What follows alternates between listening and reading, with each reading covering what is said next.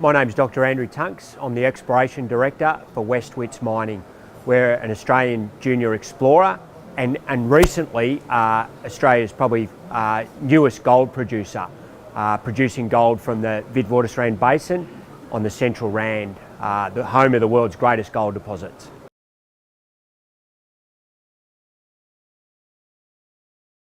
The Witwatersrand is easily the world's biggest gold deposit. About 40% of all the world's gold comes out of these deposits. So we're talking 1.4 billion ounces. And that was discovered in the 1880s by Australian prospectors and became a massive gold rush. So the deposits sit effectively south of Johannesburg, and that's called the Central Rand, which is one portion of the Wits Basin. And West Wits have what was historically 2 licences, but is now amalgamated to one, and we call that our Wits Basin project. Historically, that licence has produced 41 million ounces of gold already, but stopped mining in the year 2000. At that time, it had 12.8 million ounces of resource and was producing between 80 and 100,000 ounces per year. But political factors, corporate factors stopped the mining at that time. West Wits acquired the project in 2007 from DRD, the company that was controlling it. DRD had moved into the tailings business and weren't interested in the underground and mining potential of this lease. So West Wits acquired the lease. It's taken a long time to get back into a mining scenario. There's been lots of issues, but we're over those now and we're producing gold. We've got a 3.2 million ounce resource, and that's growing all the time. We don't explore to get our resource, we simply validate old data. As you can imagine, a licence that's produced 40 million ounces, there's an enormous amount of old data, and we've captured that data now, and we're slowly taking it from the old paper plans and linens that it was put on since the 1900s, right back through the history, and we're digitising all that data, and that's how we build our resource base and into a successful mine.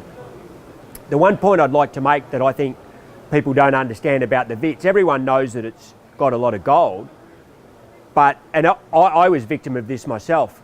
We thought we had to mine it at 3 or 4 kilometres deep, but there is so much gold in these horizons that, just by virtue of scheduling, etc., some of the near surface stuff has been left behind, and we're producing from open pits now.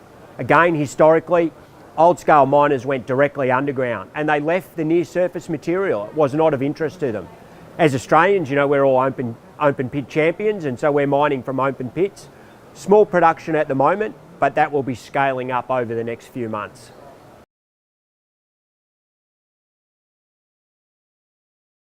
So our first milestone was that we commenced production around August last year, and that's from an open pit on the Kimberley Reef. And since November, we've been cash flow positive. So we're net to our company outside the mining JV. We're banking around $250,000 to $300,000 a month. So we're doing very well in that sense. At the moment, we're applying for more small-scale permits. We don't actually have a mining licence at the moment, and we're doing this mining through small-scale permits within our prospecting right. But at the same time, we're applying to convert the prospecting right back into a full-scale mining licence. And that will open up the full resource to us. So rather than just mining small scale, at the moment we're producing 1,000 ounces a month, but we anticipate that doubling with the advent of some new permits in August, September. And then we anticipate, we've submitted the paperwork for the mining licence. We think that will be granted sometime early next year, and that will enable us to look at the lease as a whole, to go back underground. There's millions of ounces still available here, as our resource shows, and it's a very, very exciting opportunity.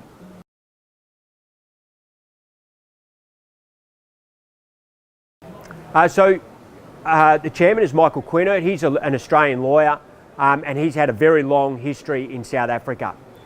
But the team on the ground is probably the most important part of the team.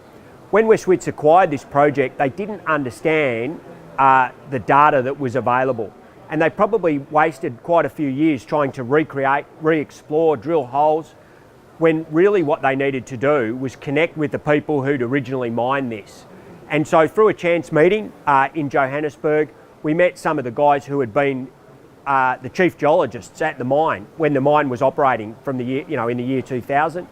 And they were able to give us access to digital databases and the giant historic database, which we have now gained access to and are digitising. So their knowledge of the deposit, Marnie Swart, who was the chief geologist, he was down the hole every day.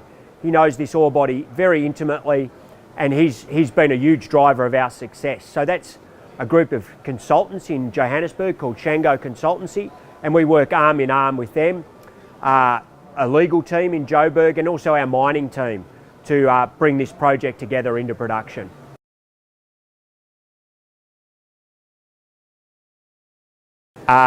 Significant production started 6 months ago, continual growth in our production and our resource base into what was an enormous resource, a 13 million ounce resource in JORC in the year 2000.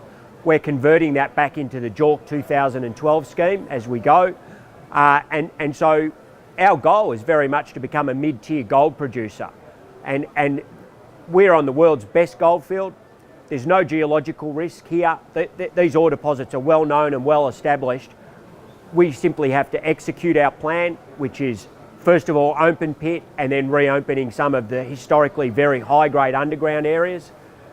They're remarkably close to surface, and we think that this is a great investment, and we are sincerely undervalued at the moment, and now's the time that investors should be having a really good look at this company.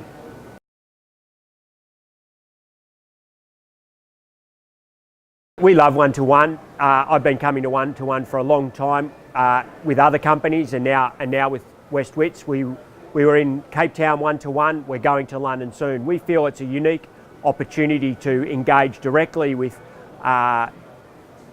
funds, high net worth individuals that we normally wouldn't get to see. And so we feel one-to-one's a great avenue for us at this time when we really need to get our story out there. It's been a quiet time for us the last few years, but now that we're up and running, we need to get the story out, and we think one-to-one's a great vehicle for our company.